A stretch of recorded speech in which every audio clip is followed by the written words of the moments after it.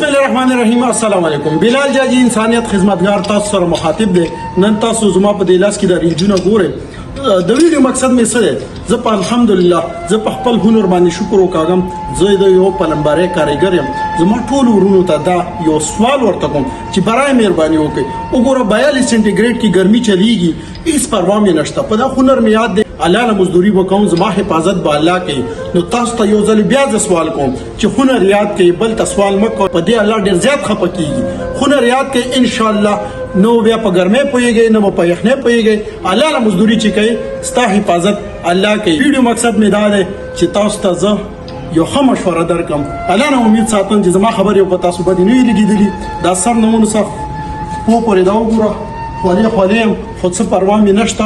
زه د الله ډیر شکر گزار یم چې ما ته دومره هنر یاد کړی دی چې زه خپل بچو ته روپۍ 2 مزدوري کولی شم.